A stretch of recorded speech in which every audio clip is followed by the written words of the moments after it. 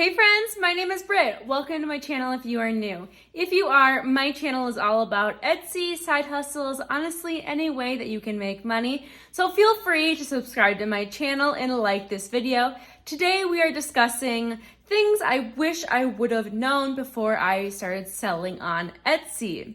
So without further ado, let's get going with the video. The first thing that I wish I would have known before selling on Etsy is that it takes a lot of time to get the ball rolling. And by that, I mean it takes a lot of time to get consistent sales. The best way I have found to achieve getting a consistent amount of sales is by adding new listings. And that brings me on to my second thing I wish I would have known before having an Etsy shop. The goal is on Etsy is to list, and you guessed it, list. Now, when you're looking at the number of listings that you should be adding daily, weekly, or monthly, you should be looking at your competitors. So say your competitors have 100 listings and you want to achieve that in a month's worth of time. Then that means that you need to be listing 100 listings a month. So that's relatively about 3 to 4 listings a day. Now, you gotta think to yourself, is that achievable? Do you have the time in your schedule to make 4 listings a day? Now, every single shop would have a different answer for that. Some shops, that might be a piece of cake. It takes them about 10 minutes to create a listings. And then other ones, it takes them hours to make listings. So that answer would be no. It's always important to look at your competitors to see how long they've been on Etsy, how many listings they have, what kind of variations they have. Just get a general idea of what your shop should be aiming for. I sell digital downloads and I'm aiming for 3 listings a day, but to be completely transparent with you guys, I only list around 1 listing a day just because sometimes I don't carve out the appropriate time to make those listings. I believe that adding a lot of listings onto your Etsy shop is very important because you never know which listings are going to be top sellers for you. Looking back, I would have never thought my top selling listings would be my top sellers. I thought that I was going to list it and then they were going to sit there forever and not receive any sales. Well, I'm happy that I was completely wrong about that because most of my sales come from my top 3 selling listings. Etsy loves active sellers, so even if you go on to your Etsy shop and tweak some of your tags or some of your photos, Etsy is still gonna like that and they might push out more of your listings.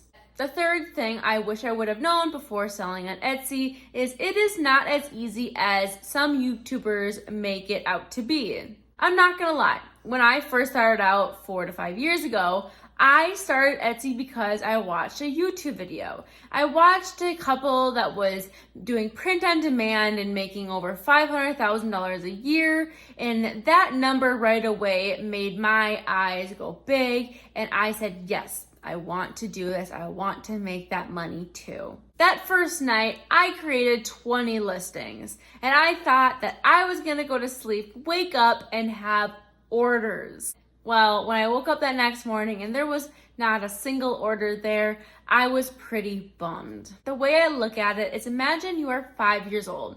You are learning to ride a bike. You might learn to ride a bike earlier. I'm not really quite sure, so don't critique my age on that. But you're learning to ride that bike. You hop on the bike without any training wheels and you fall over.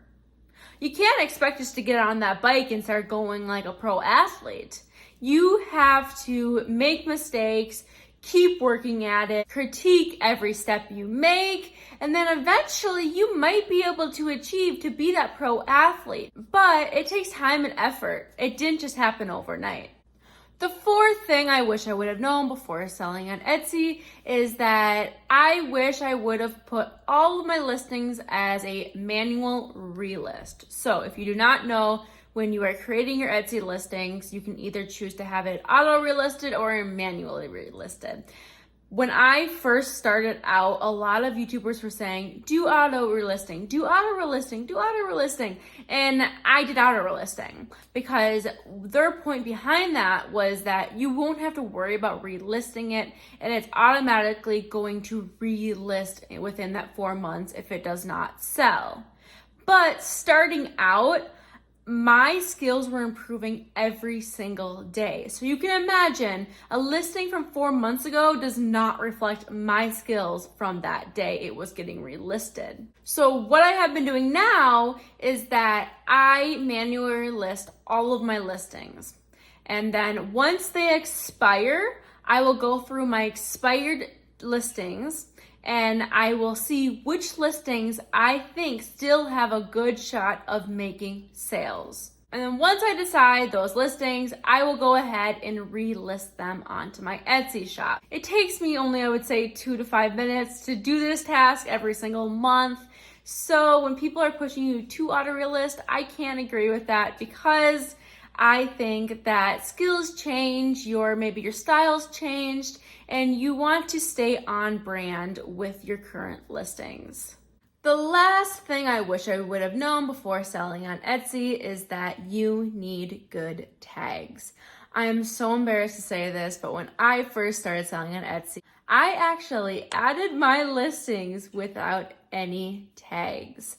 I thought that since I was using Etsy, Etsy was going to bring customers to me and I was going to get sales from just being on Etsy. Tags are so important because that is how Etsy knows which customers to put your listings in front of. For example, if you were making a military mom t-shirt or a cheer mom t-shirt, those are completely different markets. Now, someone that's a military mom is not going to want a cheer mom t-shirt. So saying that, it's important to use long tail keywords instead of short tail keywords.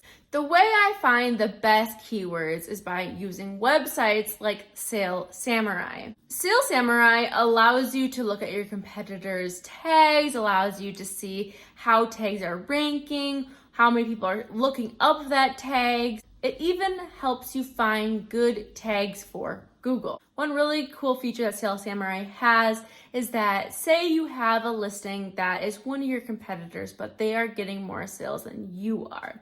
You can actually take that listing URL, put it into Sale Samurai, and then you can look at all of their tags that listing is using. Not only can you see the tags that they are using, but you can see if the tag is being searched. So some of their tags might not be good tags for you to use.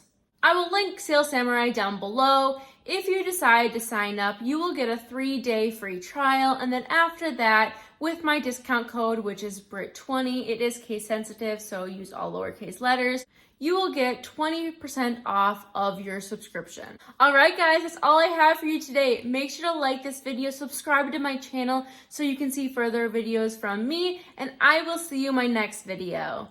Bye-bye for now, and I hope you have a lovely day.